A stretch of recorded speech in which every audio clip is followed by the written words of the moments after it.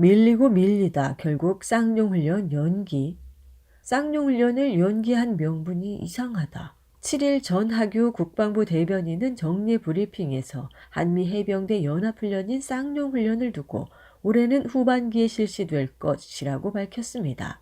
2012년 시작한 대규모 한미연합 상륙훈련인 쌍용훈련은 한미연합훈련 가운데 가장 중요한 훈련이라고 할 수 있으며 규모도 매우 큽니다. 이 훈련은 2018년에서 2022년 북미 정상회담과 코로나19 여파로 축소 혹은 취소된 때를 제외하면 매년 3월에 진행했습니다. 지난해에도 한미연합훈련 자유의 방패와 연계해 3월 20일부터 4월 3일까지 역대 최대 규모로 실시했습니다. 지난해 10월 24일 국회 국방위 국정감사에서 해병대는 쌍용훈련의 성과가 좋다며 2024년에는 규모를 대폭 키워 실시하겠다고 했고 특히 미 해병대 규모를 5배나 늘릴 방안이라고 했습니다.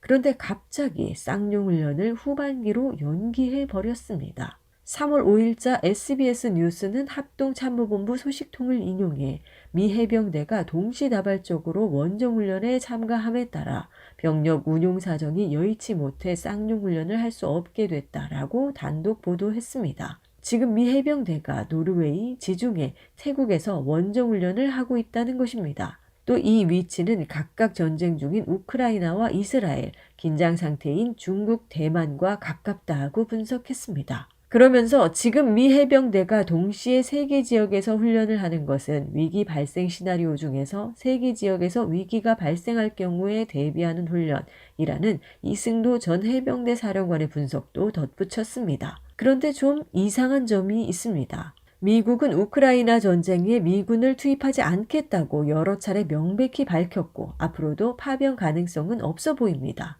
최근 프랑스 대통령이 파병 가능성을 얼핏 내비쳤을 때도 곧바로 백악관 국가안전보장회의 대변인 성명을 통해 바이든 대통령은 우크라이나에서 싸울 부대를 파견하지 않는다는 점을 분명히 해왔다라고 하였고 국방부 대변인도 우리는 우크라이나에서 싸울 군인을 보낼 계획이 없다라며 못을 박았습니다. 중동에도 미국은 해군과 공군만 투입하고 있으며 해병대를 투입할 계획은 없습니다. 또 태국은 대만에서 너무 멀리 떨어져 있어서 무슨 연관이 있다고 하기 모호합니다. 이런 곳들의 훈련 때문에 매년 3월에 해오던 그렇게도 중요하다고 강조해오던 쌍용훈련을 안 한다? 전혀 설득력이 없습니다. 자기들도 민망했는지 폴 러케머라 주한미군 사령관은 11일 중앙일보 대담에서 쌍용훈련을 하반기에 하는 대신 상반기엔 양국 해병대 훈련을 10개 이상 진행한다라고 답했습니다. 다른 세 나라에서 훈련을 해서 병력 운용 사정이 여의치 않다더니 또 상반기에 10개 이상의 해병대 연합훈련을 하겠다고 합니다.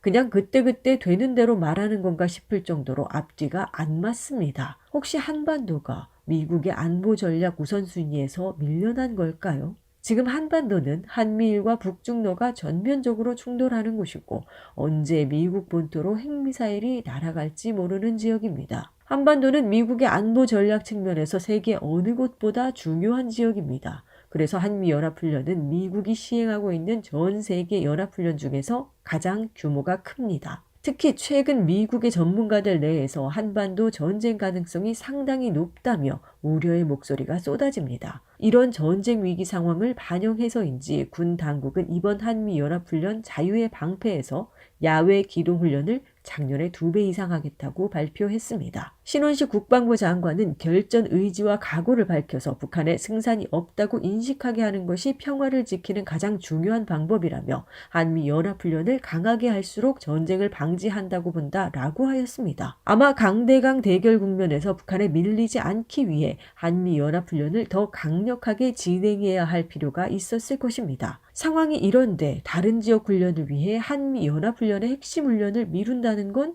전혀 납득이 안 됩니다. 러케머라 사령관은 올해 연합훈련 일정은 지난해 한미가 미리 다 계획한 것이라고 했습니다.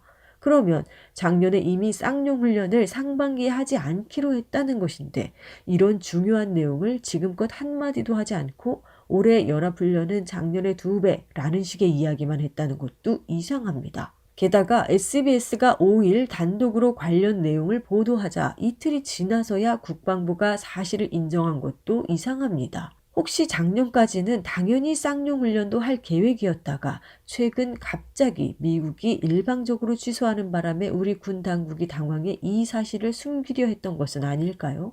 그래서 혹시 쌍용 훈련을 하지 않는 다른 이유가 있지 않나 의심이 듭니다. 진짜 이유를 밝힐 수 없는 사정이 있는 것은 아닐까요? 이런 경우는 보통 적이 알면 안 되는 극비 작전을 수행해야 하거나 또는 적을 자극하지 않기 위해서 예정된 훈련을 취소하는 경우입니다. 쌍용 훈련은 한미 연합훈련 가운데 북한 상륙작전을 연습할 핵심 훈련이기 때문에 이것을 취소해야 할 정도의 극비 작전이라면 이 기간에 실제로 북한에 상륙하는 것 정도가 아닐까 싶습니다. 만약 그렇다면 이제 지켜보면 곧 알게 될 것입니다. 극비 작전이 아니라면 북한을 자극하지 않기 위해 훈련을 취소한 것으로 볼 수 있습니다. 북한은 한반도에서 전쟁이 발발할 경우 미국 본토로 핵미사일을 날린다고 공언해 왔습니다. 한미연합훈련은 미국이 주도하는 훈련이라서 자칫 훈련이 전쟁으로 번지면 미 본토에 핵미사일이 날아가는 것을 피할 수가 없게 됩니다. 미 본토가 핵미사일을 맞지 않더라도 최소한 주한미군 기지에는 핵미사일이 쏟아질 것이므로 한국에 있는 미군은 전멸합니다. 이런 상황을 감당할 수 없어서 원래 계획을 바꿔 쌍용훈련을 취소한 것은 아닐까요? 이렇게 생각할 수 있는 게 언론을 보면 이번에 과연 훈련하기는 했는지 알 수 없을 정도로 관련 보도가 거의 없습니다. 윤 대통령이나 군 당국의 호언장담을 떠올리면 포탄과 폭탄 미사일이 쏟아지는 엄청난 화력훈련으로 무력 시위를 할 것 같은데 정작 언론에 나오는 사진을 보면 군인들이 평온한 분위기에서 작업하는 것들만 잔뜩 있습니다. 이렇게 북한을 자극하지 않게 조용히 훈련을 진행하는 걸 로키라고 하더군요. 강대강 대결 속에서 한미연합훈련의 핵심 훈련인 쌍용훈련을 하지 않는 것은 한미가 북한에 밀린 것으로 볼 수 있습니다. 북한에 계속 밀리고 있다. 북한에 밀린 사건은 한두 번이 아닙니다. 윤석열 대통령은 후보 시절에 호기롭게 선제 타격을 주장했습니다. 2022년 1월 11일 신년 기자회견에서 처음 선제 타격을 꺼낸 윤 대통령은 이후 후보 토론회에서도 선제 타격을 해야 한다고 주장했고 아예 공약으로 공식화하기까지 했습니다. 그런데 2022년 10월 14일 출근길 문답에서 북한이 도발 수준을 더 높일 경우에는 선제 타격도 검토하나? 라는 기자의 질문에 뭐 그런 얘기를 하고 있어요? 라고 파렴치하게 발을 쏙 빼는 답변을 합니다. 그러면서 선제 타격이란 표현 대신 교묘하게 삼축체계라는 표현을 씁니다. 이날 이후 윤 대통령은 선제 타격을 입에 올리지 않습니다. 윤 대통령은 한때 두세 배 대응도 즐겨 사용했습니다. 2022년 하반기 한미일은 연합공중훈련 비질런트 스톰을 비롯한 다양한 종류의 연합훈련을 진행했으며 북한도 여기에 맞대응하는 성격의 각종 무기 발사 훈련을 했습니다. 당시 합참은 11월 2일 북한이 동해 북방 한계선 이남으로 미사일 한 발을 발사했다며 세 발의 미사일을 NLL 이북 방향 같은 거리만큼 발사했습니다. 3배 대응을 한 것입니다. 그런데 7일 북한이 2일에 울산 앞바다로 순항미사일을 쐈다라고 발표합니다. 북한의 발표에 한국 사회는 혼란에 빠집니다.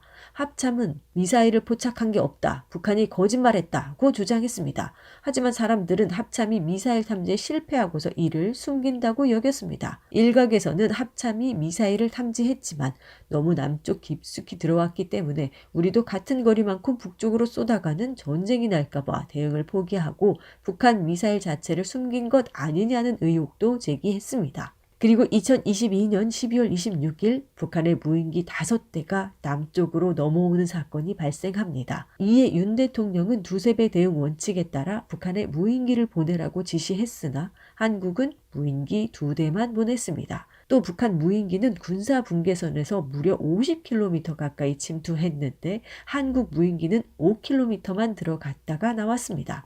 윤 대통령이 자랑하던 두세 배 대응에 실패한 것입니다. 그 뒤로 두세 배 대응이란 말도 완전히 사라져버렸습니다. 이렇게 선제 타격 두세 배 대응은 이제 사라지고 어느새 즉강 끝 선조치 후 보고가 그것을 대신하고 있습니다.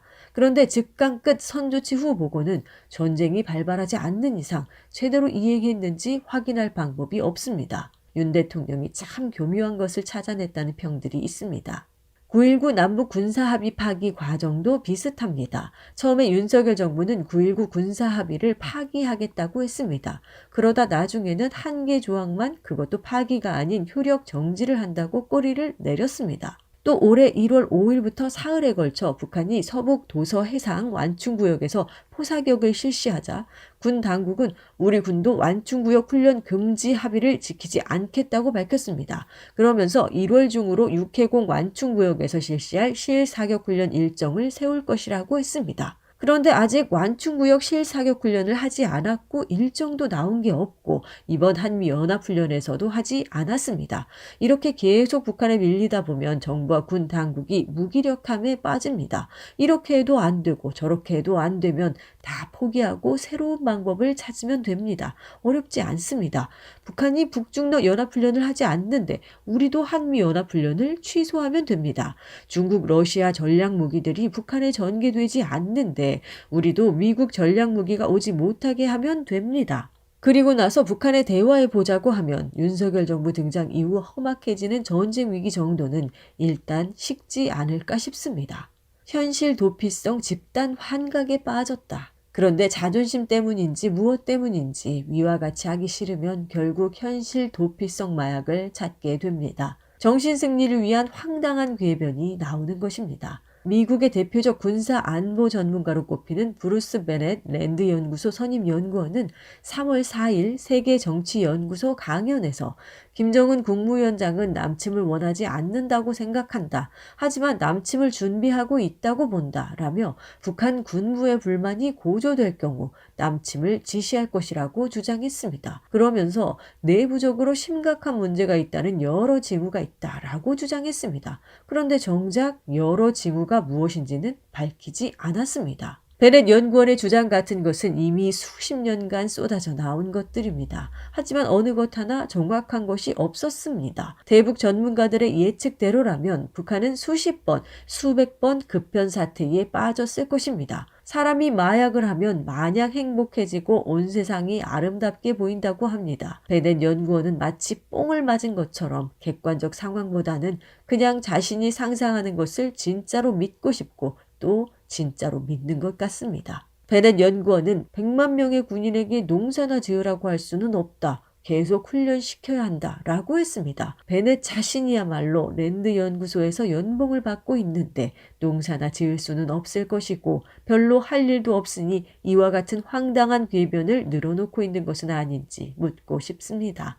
국내 대북 전문가들도 다르지 않습니다. 12일자 2대12 기사 북 한미 훈련에도 한 달째 도발 중단. 이유는 여러 전문가가 나와 북한이 한 달째 군사행동을 하지 않는다며 온갖 분석을 합니다. 그런데 기사에는 떡하니 3월 7일 북한이 진행한 대연합부대 포사격 훈련 사진이 친절한 설명과 함께 올라와 있습니다. 정작 한미는 제대로 된 화력 훈련 사진조차 공개 못하면서 북한이 한미연합훈련에 맞춰 의도적으로 대규모 포사격 훈련 사진을 공개했음에도 전문가들은 북한이 군사행동을 하지 않는다는 해괴한 말을 합니다. 통일부는 12일 코로나19 기간 북한 경제가 역성장했다며 자료를 공개했습니다. 북한 전역을 찍은 위성사진을 인공지능 기법으로 분석한 것인데 주로 각 도시 건설 상황을 반영했다고 합니다. 북한은 평양에 매년 1만 세대의 대규모 아파트 단지를 건설하고 있습니다.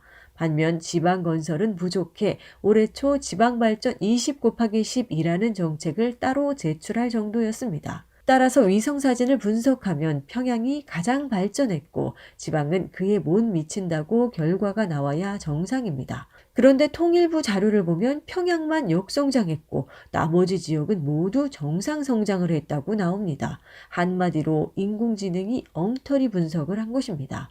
요즘 인공지능의 할루시네이션 문제가 주목받고 있습니다. 할루시네이션이란 환각이란 뜻인데 인공지능이 사실이 아닌 내용을 마치 사실인 것처럼 내놓는 현상을 말합니다. 그래서 인공지능을 통해 얻은 자료는 반드시 사실 검증을 해야 합니다. 그런데 통일부는 환각에 빠져 눈앞의 현실을 보지 못하고 있습니다. 위에 언급한 전문가들도 모두 환각에 빠져 있기는 마찬가지입니다. 대북 전문가부터 대북 정책 입안자, 결정권자까지 모두 환각에 빠져 있으니 대북 정책이 성공할 리가 없습니다. 아무튼 한미가 쌍용훈련을 하지 못하는 걸 보면 북한에 또 밀리고 있는 것 같습니다. 그런데 북한을 상대할 별다른 대책도 없어 보입니다. 별다른 대책이 없으면 정책을 변경하면 되는데 그럴 생각도 없어 보입니다. 안보를 바라는 국민의 한 사람으로서 답답하기만 합니다.